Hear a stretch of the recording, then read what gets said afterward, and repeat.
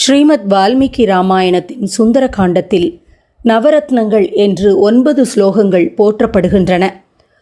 முழுமையாக சுந்தர காண்டத்தை பாராயணம் செய்ய முடியாதவர்களும் கூட இந்த 9 ஸ்லோகங்களை 3 முறை ஜபிப்பதால் முழு சுந்தர காண்டத்தையும் படித்த பலனை பெறலாம். அதிலே முதல் ஸ்லோகமாக இந்த 12வது சர்க்கத்தில் 10வது ஸ்லோகம் அமைந்திருக்கிறது. சுந்தர காண்டத்தின் நவரத்னங்களில் ஒன்று. இது அங்காரகனுக்கு பிரீத்தியான பவளத்திற்கு நிகரானது என்று சொல்கிறார்கள். இது ஹனுமன் மனிதர்களுக்கு போதனை செய்த ஹனுமத் கீதை என்றே போற்றப்படுகிறது. பாராயண கிரமத்தில் இதை 3 தடவை ஜபிப்பது நல்லது.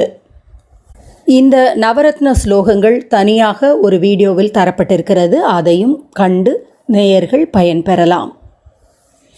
இனி ஸ்ரீமத் வால்மீகி ராமாயணம் சுந்தர காண்டம் சர்க்கம் 12. மாருதியின் மனவேதனை.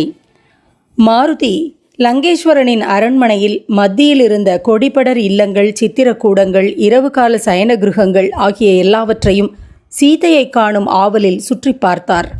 ஆனால் அழகிய திருமுகம் கொண்ட சீதையை மாத்திரம் காண முடியவில்லை. பிறகு மகாவானரன் ரகுநந்தனின் பிரிய மனைவியை பார்க்க முடியாமல் சிந்திக்கலானார். சீதை இறந்திருப்பாளோ? அப்படி இல்லையெனில் அந்த மைதிலி ஏன் இன்னமும் என் பார்வையில் கிடைக்கவில்லை? சீதை ஒரு பதிவிரதை. தனது ஒழுக்கத்தை எப்பாடுபட்டும் காப்பாற்றிக் கொள்வதில் தீவிரமானவள். நல்லோர்களின் வழி நிற்கிறவள். அரக்கர் தலைவனோ மகா துஷ்ட கர்மங்களை செய்பவன். அவன்தான் அவளை நிச்சயமாக கொன்றிருப்பான்.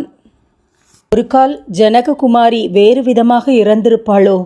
அரக்க பெண்கள் குரூரமானவர்கள், கோரமானவர்கள், களையற்றவர்கள், பெரிய முகங்கள் படைத்தவர்கள், நீண்ட குரூரமான பார்வை கொண்டவர்கள். இப்படிப்பட்டவர்களை பார்த்த பயத்திலேயே ஜானகி இறந்திருப்பாளோ?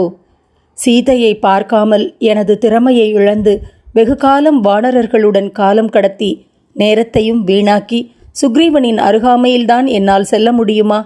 அவன் வானரன், பலவான், கடுமையான தண்டனையை விதிப்பவன். அந்தப்புறம் முழுவதையும் தேடியாகிவிட்டது. ராவணனின் மனைவிமார்கள் அனைவரையும் பார்த்தாகிவிட்டது. நங்கை நல்லாள், சீதை மாத்திரம் தென்படவில்லையே. எனது முயற்சி யாவும் வீணாகி போனதே. நான் திரும்பிச் சென்ற பிறகு வானரர்கள் ஒன்று கூடி என்னிடம், வீரனே, அங்கு சென்ற பிறகு நீ என்ன செய்தாய்? அனைத்தையும் எங்களுக்கு கூறு என்று கேட்பார்களே. அப்பொழுது ஜானகியை பார்க்காத நான் யாது கூறுவேன்? காலம் கடந்துவிட்டதால் அவர்கள் உயிரை நிச்சயம் துறந்திருப்பார்கள். கடலின் அக்கறைக்கு சென்ற பிறகு என்னை பார்த்து பெரியவர் ஜாம்பவானும் அங்கதனும் கூடியிருக்கும் வானரர்களும் என்ன சொல்வார்களோ? இப்பொழுது இவற்றையெல்லாம் நான் ஏன் சிந்திக்க வேண்டும்? எடுத்துக்கொண்ட காரியத்தை தான் விடாமுயற்சியுடன் தொடர வேண்டும். இப்பொழுது நான் மனம் தளர்ந்து போய் உற்சாகத்தை இழந்துவிடக்கூடாது. உற்சாகம்தான் செல்வங்கள் அனைத்திற்கும் மூல காரணம். உற்சாகம்தான் பேரானந்தம். உற்சாகம்தான் எல்லா காரியங்களிலும் மக்களை ஈடுபடுத்தக்கூடியது. எந்த மனிதன் எந்த காரியத்தை செய்தாலும் அந்த உற்சாகமே அதை வெற்றியாக முடித்து தரவல்லது. ஆகையால் மனம் தளராத உயரிய முயற்சியை நான் மேற்கொள்கிறேன். நான் இதுவரையில் எங்கெல்லாம் தேடவில்லையோ அங்கெல்லாம் சென்று தேடுதல் முயற்சியை தொடர்கிறேன். ராவணனுடைய காவலுக்கு உட்பட்ட எல்லா இடங்களையும், நான் பார்க்காத இடங்களையும் சுற்றி பார்க்கிறேன்.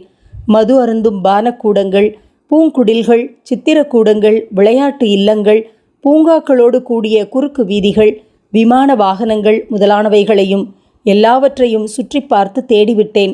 இவ்வாறெல்லாம் எண்ணி ஹனுமன் மறுபடியும் தேடுவதில் முனைந்தார்.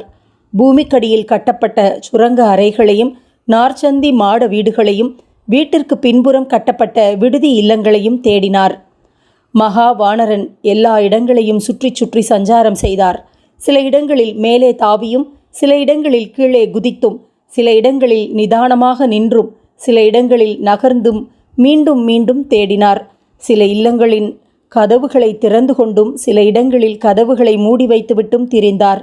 சில இல்லங்களில் உட்புகுந்தும், சில இல்லங்களிலிருந்து வெளிப்போந்தும், சில இடங்களில் தடுக்கி விழுந்தும், சில இடங்களில் விழுந்த பின் எழுந்தும் திரிந்தார்.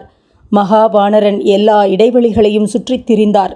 ராவணனுடைய அந்தப்புறத்தில் வானரன் சென்று பார்க்காத இடம் 4 அங்குல இடைவெளி கூட இருக்கவில்லை. கோட்டைக்குள் இருந்த உள் தெருக்கள், நார்ச்சந்தி, முச்சந்தி மேடைகள், சபா மண்டபங்கள், நடைவாவிகள், தாமரை பொய்கைகள், இப்படி எல்லா இடங்களையும் அவர் தேடி பார்த்தார். அவர் பார்த்தவர்களில் பலர் அரக்கியர்கள். பலவிதமான உருவங்கள் கொண்டவர்கள், விகாரமானவர்கள், குரூரமானவர்கள், உருவத்தில் இணையில்லாத அழகிகள், தலை சிறந்த வித்யாதர ஸ்திரீகளை பார்க்க முடிந்தது.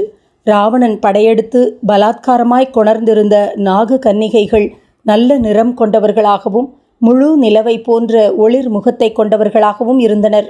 இவர்களையெல்லாம் பார்த்த நீண்ட புஜங்களை கொண்ட ஹனுமனால் அங்கே அழகான இடையை படைத்த சீதையை பார்க்க முடியவில்லை. அதனால் ஏக்கத்தில் துயர் எய்தினார். வானர வீரர்கள் பெரும் முயற்சி எடுத்துக்கொண்டார்கள். தானும் சமுத்திரத்தை தாண்டி வந்தாகிவிட்டது. இவையெல்லாம் இப்பொழுது வீணாகி போயிற்றே என்று வாயுமைந்தன் புஷ்பக விமானத்திலிருந்து கீழ் இறங்கி கவலையில் ஆழ்ந்தார்.